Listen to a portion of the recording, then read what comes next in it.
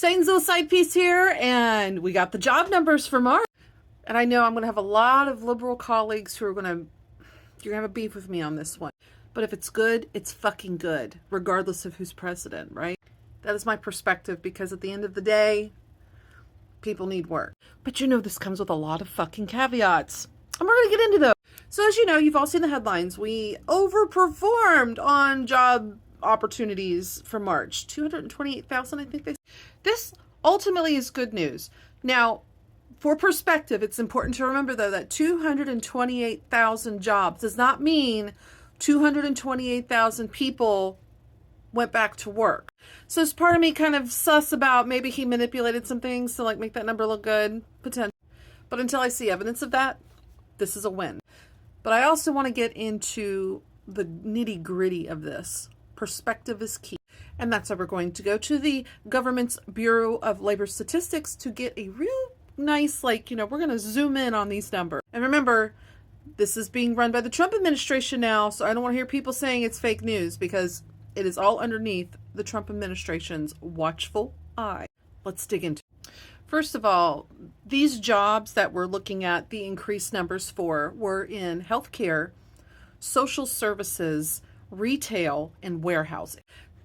Kind of comes as a non-surprise, at least when we're talking retail, especially in the hospitality sector with restaurants and all of that, because come on guys, we're getting into spring. We are all coming out of hibernation.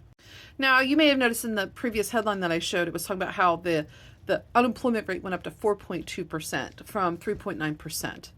That number's not really moved a lot. That's 7 million people currently unemployed. What's important here is actually job market participation numbers. The average participation rate is 62.5%. That is average, looking at the last 12 months. And for March, it stayed the same at 59%. We've been hovering around the 62% average participation rate in the employment market population for over a year now. He did not improve that number. So that's a problem. Retail also increased in participation because the employment strike in the retail sectors have wrapped up and they are back to work. So again, there's some things that are going to kind of unexpectedly impact this number that he's bragging about today. But again, a win is a win. According to the report, retail makes up about 24,000 of that 228,000 number. Transportation and warehousing, their numbers rose by 23,000 last month.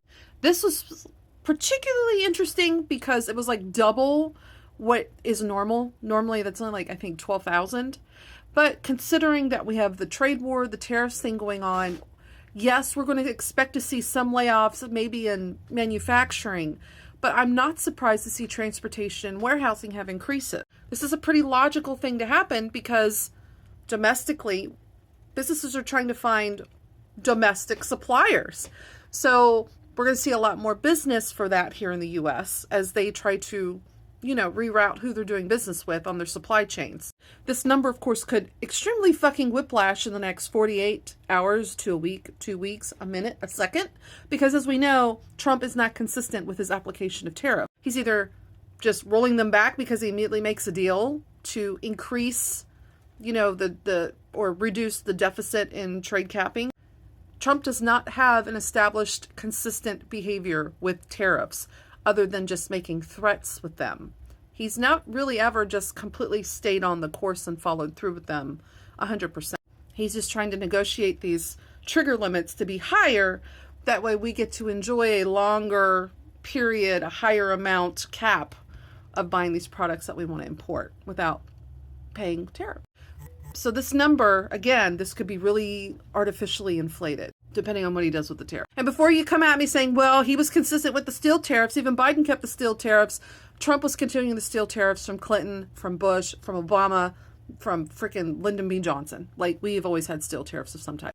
Moving on, industries that are in manufacturing, mining, gas and oil extraction, construction, they saw no movement last month. They had the same amount of jobs on average that they always add each month.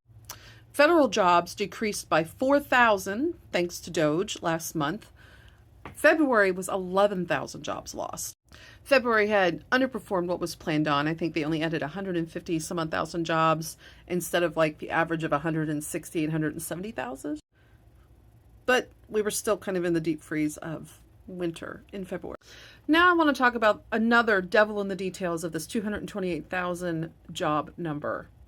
How much of this was just part-time opportunities? An interesting fact about the United States right now is that over 4.8 million people, 4.8 million are trapped in part-time jobs. And I'm saying trapped in part-time jobs, it's because they want full-time, but like economically, it's just not happening. And they also like check out the numbers on people who want work but can't find work. That's at like 5.9 million people. So 10 million people right now are fucked in the job market. Another thing to consider too is that right now we have an average pay rate of $36 an hour for non-farm jobs. Keep in mind though, this includes the salaried managers and everybody else. So things can skew quite a bit. And that's like a whole nother devil in the details video I will try to do a breakdown of. But they do keep track of the average payroll a week, uptick in pay, how much non-supervisory production-based workers are earning. And you also an increase of a nickel. That's why that $36 an hour average pay, it's really bad. It's really bad. Additionally, this report also includes any necessary revisions because you have to remember these are estimates that they released. These are not like in stone, and so then they wait for reconciliation. It usually takes 30 to 60 days to get the actual finalized verifiable numbers. And January and February revisions are out. January's numbers went from 125,000 jobs down to 111,000 jobs. That's 14,000 jobs less than hoped on. And February saw a really big revision. They went from 151,000 bragged about potential new jobs and people in the workforce down, way down, to 117,000. That's a 34,000 number adjustment. So with everything all said and done here, we'll see what happens when, they finally get the real actual final numbers beyond these estimates. But if it's trending anything like January, February, December, saw the same thing where it seemed like there was a 20 to 30% decrease in what was actually forecasted. We're still kind of on the upside, but we're not seeing the needle move in very important areas of, people being stuck in part-time jobs, people being unable to actually get work full-time. Pay is just in the fucking gutter while prices are still going up right now. And there's also the fact that he's deporting all of these people. Guys, these numbers include undocumented immigrants. I have a feeling we're going to see probably a 30 to 40% decrease on this number that they're bragging about this month. And you need to be paying attention. Not to go, ha ha, Donald Trump, blah, blah, blah, blah. But to make yourself aware of how these job market reports actually fucking work. I'm hopeful. My common sense says, girl, you're being overly optimistic. Don't believe it. But I think realistically, we're still going to have seen some increase in the market, but we're not seeing fixes in key areas of the economy that are suffering. So yeah, good luck. Hope you find that job.